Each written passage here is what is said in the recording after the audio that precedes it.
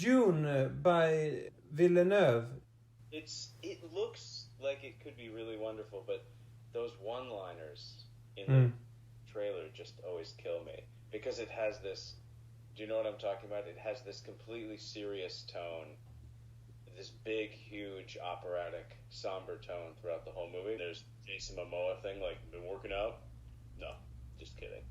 Those lines are like the only fun dialogue in the movie. It's very beautiful, but the last 45 minutes is just to tie something in with a second part coming. I did watch the opening 45 minutes or so of David Lynch's Dune, and the feeling was completely unique to me. It starts with like a Star Wars sequence letters like this, describing this is the planet of da-da-da and the family Araka, and then a woman comes up, her face comes up and says something in this weird voice. So I thought, this is almost Star Wars. It's almost 2001, but it's something else. So I actually, because it's known to be so very bad, David Lynch's Dune, but there was some atmosphere in it that I really liked.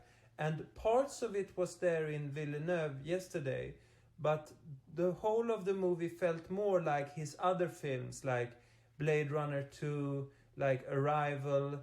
So I have to see the whole of David Lynch's Dune, I think. I like David Lynch's Dune.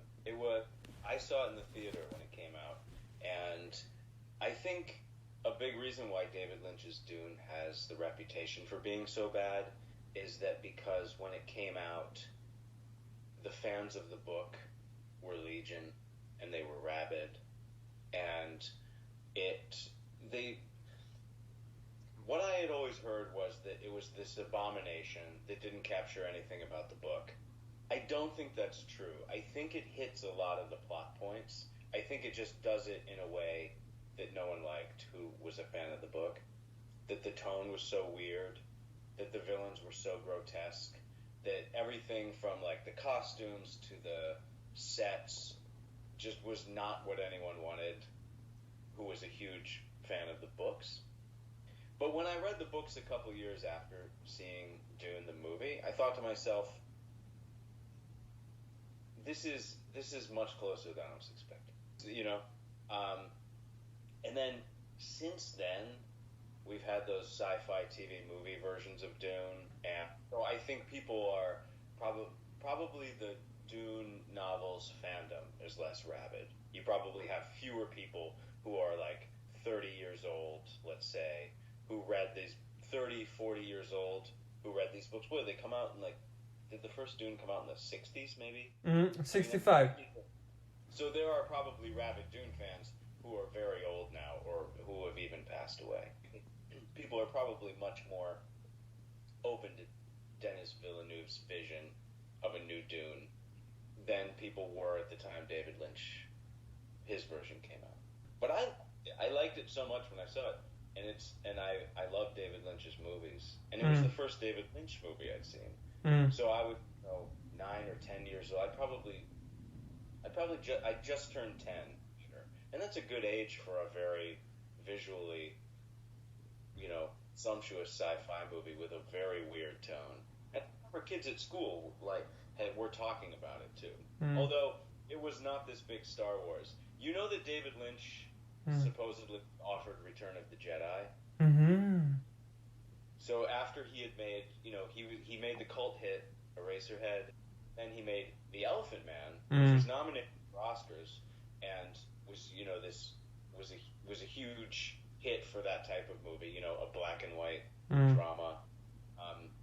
So he was, at that point, he was really big. He was hot. He was off Return of the Jedi, but he, at least according to what legend or what I've read, he turned down Return of the Jedi to make Dune. And then after Dune, he later said, I don't think, he's always a little cryptic when he talks about things, but I remember him saying something like, it was just such a big production, just beyond anything I had ever made before, that it was always I could always see the scene I was making, and it was the way I wanted to make it, but it was hard to see the whole picture, you know.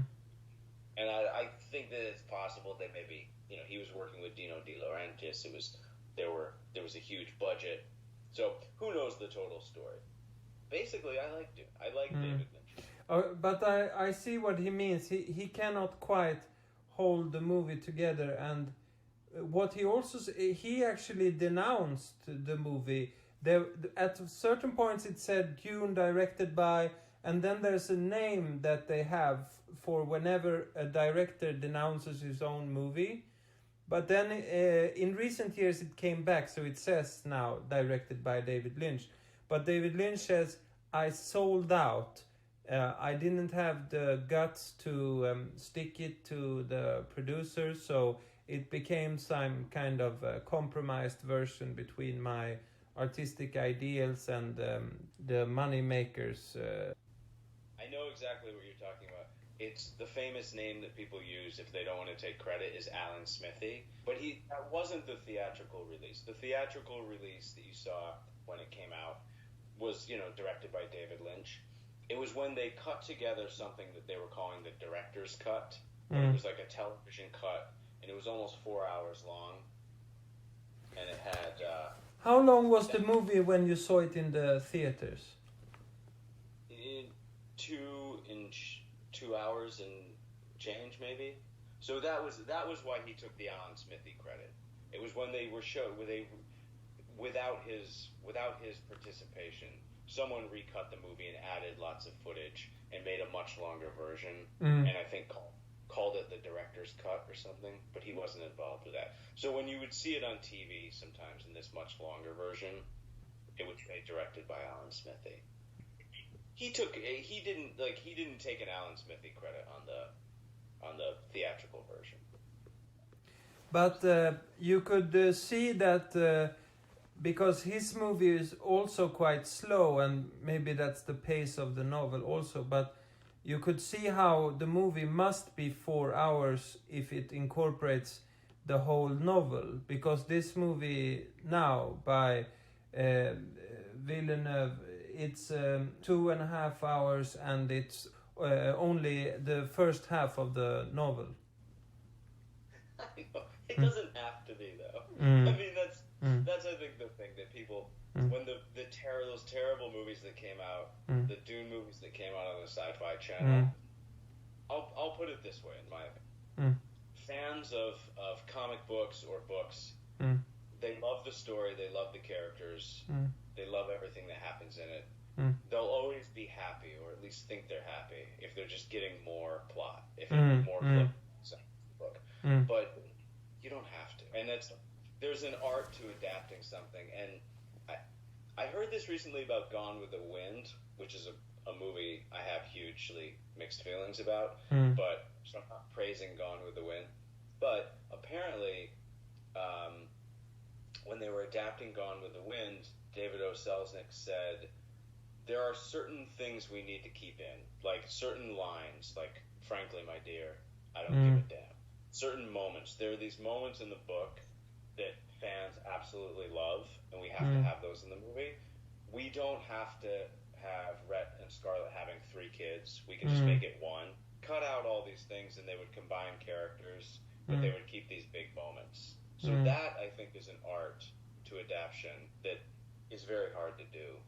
And if you do it badly, fans won't like it. But, I don't know. People are so literal-minded. They just want to see, if they love a book, if they love a graphic novel, they just want to see it exactly on the screen. And they will judge it based on how much from the source material is up there on the screen.